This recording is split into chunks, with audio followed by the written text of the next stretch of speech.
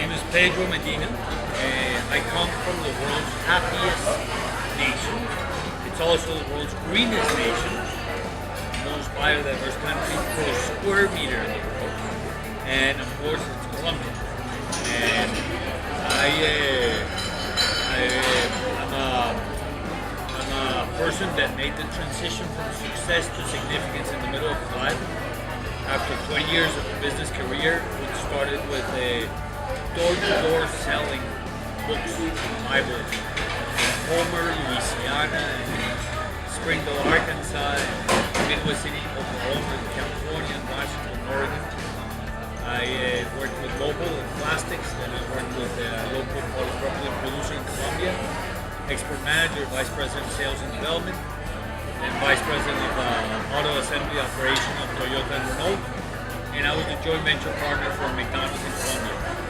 And while at McDonald's in 1999, which was the worst year in history, in our Colombian history, I was teaching a business strategy class in Los Angeles University, and I asked my 39 students, how many of you see yourselves in Colombia in 5 years?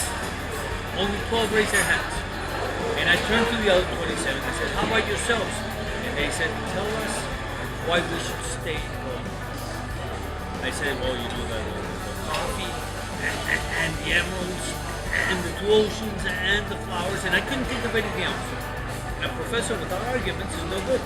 So I felt frustrated. Put together a research project, 18 months and 5 universities. We put together a talk called ¿Por qué creer en Colombia? Why one should believe in Colombia. I started giving this talk in 2001, and the thing caught like wildfire. The first 8 months, running McDonald's with 3 boards with 3 kids, I gave that talk 256 times. Some days I would do it 5 and 6 times a day. And it became so big, I decided to leave the corporate world. I went for a year as a fellow to Harvard as a research social capital. How is it that one builds those networks of relationships, the trust, the reciprocity, the free exchange of ideas, of information, of power that results when there's trust and reciprocity. And we put together an NGO, a foundation called Yo Creo en Colombia, I Believe In Colombia. In Harvard, I met a bunch of Latins who told me the problems of Colombia was not only Colombian. The problems of Colombia were not only Colombian. So we put together a research project called Why One Should Believe in Latin America. Yo Creo en Latin America. Our vision in 10 years is to have a project of Yo Creo en, I believe in every single one of the 35 territories and countries of Latin America.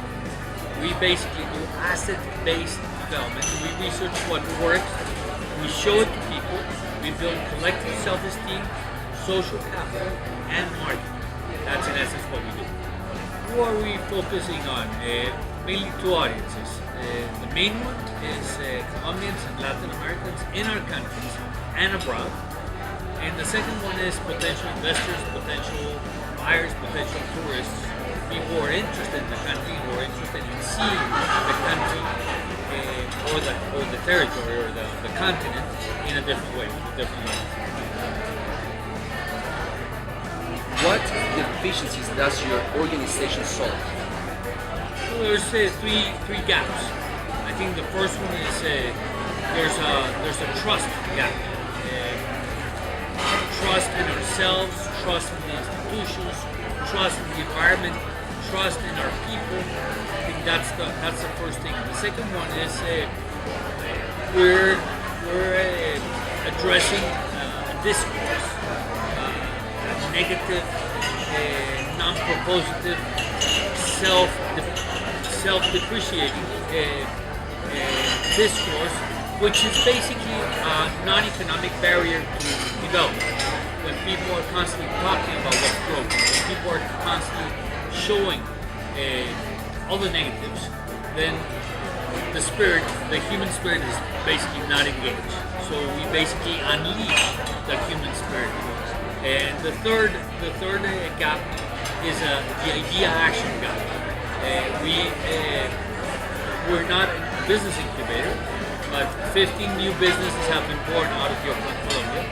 Because as people start seeing all the opportunities, then they start engaging in a different way of thinking, a different way of speaking, a different way of acting, and they basically start creating new opportunities, both profit and non-profit opportunities.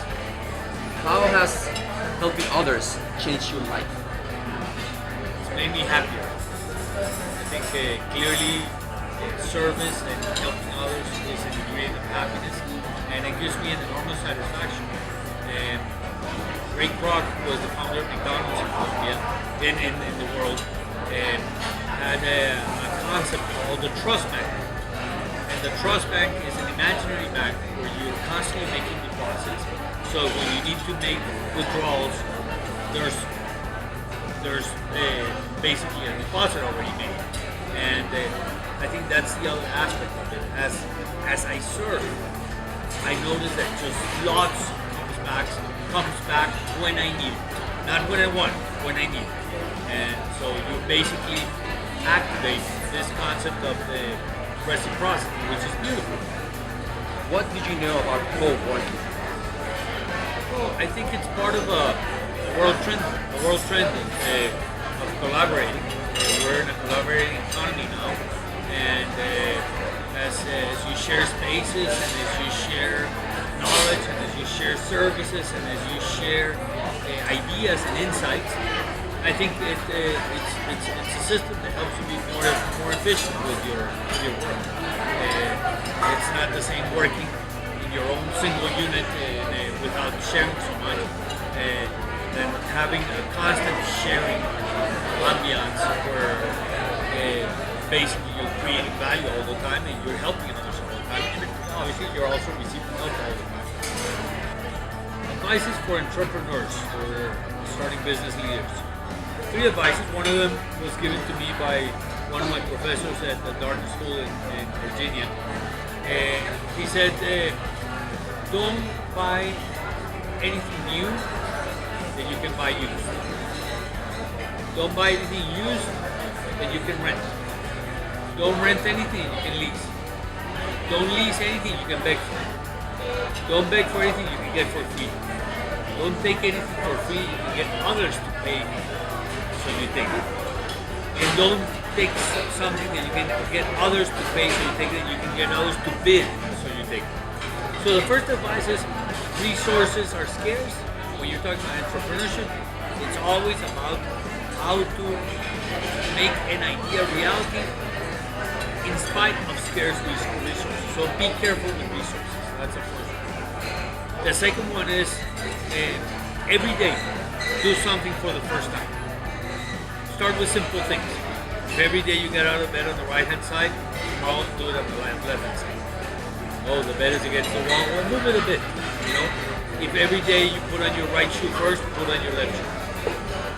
Every day do something different, and that way what's going to happen is you're creating new engrams, new neuronal paths in your mind. You're becoming basically smarter every day, and you're avoiding this paralysis by analysis, which tends to be a problem oftentimes in the business world.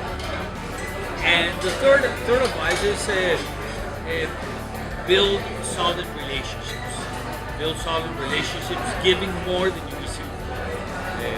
I think as we give, we get back. And as we basically work on that trust bank concept that I referred to earlier, everything comes back to you. So I think it's simple concepts. Perhaps the fourth one is look for hidden assets. Look at those things that are not valuable to anybody and leverage those. I think, for example, my country is a hidden asset. People still are not aware of the great place that we have, and people still are going old messages on the stereotypes which are around it. So anything that is stereotyped, I think, presents huge opportunities. Why should anybody in the U.S. visit Colombia? Well, the first reason is tell me about a country that was decertified by the U.S. government, placed in the category of Iraq, Afghanistan, North Korea, Libya, Albania, and now is the third largest recipient of U.S. aid after Egypt and Israel. So I think the first reason is basically your tax money goes to our country. It behooves you to know more about Colombia than just what CNN and Hollywood show. It's a simple reason. Second, Colombia is by far the best kept secret in the world. Colombia is one of those wild places. You go to Tuscany in Italy and you expect to find something beautiful, and you do. You go to New York, you expect to find hustle and bustle, and you do. You come to Colombia, you really don't know what to expect. And people leave here with a wow. If you look at the superlatives, you see the country has the most water per inhabitant in the world, according to a study done by Jeffrey Sachs, in a world that's drying up. You see a country that is the most biodiverse country per square meter in the world, in a world that is looking for green. You see one of the 7 countries that has the most available frontier for agricultural development in a world that doesn't have clarity how it's going to feed its children and grandchildren. You see the world's happiest nation in a world that's looking for happiness, and you will see also the world's friendliest nation according to Travel and Places magazine, in a world that is looking for engagement. So Colombians are high-touch people versus high-tech. Colombians are very engaged, very entrepreneurial. Chile and Colombia, according to the World Economic Forum, are the most entrepreneurial countries in the world. And you see a country that is reinventing itself, a country that has had 205 years of history and 159 years of conflict, and only 46 years of peace in its entire history, and that is right now negotiating a peace accord. And a country that is safe, a country where there's so many hidden assets around. It's incredible because for so many years people didn't come here. Colombia went from 5,000 U.S. visitors in 1999 to 500,000 in 2009. So, and you look at the numbers, Colombia, it's incredible. The security numbers, crime has diminished incredibly. We went from 67 to 15.2 violent deaths per 100,000 inhabitants. And you look at the GMP numbers, we went from a GMP per capita of $1,500 to $7,800 in 10 years. We went from 52% of the population with access to education to 100% of the population right now with access to education. Dramatic changes here in Colombia. The country is in the equator, and the largest mountain chain in the world splits into 3 as it gets into Colombia. So it's a beautiful, beautiful country. After Afghanistan, we're the most geographically challenging country in the world. That's beautiful for a place like Texas, where very flat. This is very interesting. Lots of mountains here. Brilliant people, very entrepreneurial, very eager to serve, and very eager to attend visitors in the proper way. Car or bicycle? Bicycle. Meat or salad? Salad. Beethoven or Rolling Stones? Beethoven. Book or movie? Movie. City or farm? Farm. Skirt or pants? Pants. Donald Trump or Hillary? Hillary. Museums or beach? Museums. Private office or conference room? Conference room. Blonde or brunette? Blonde. Diet or exercise?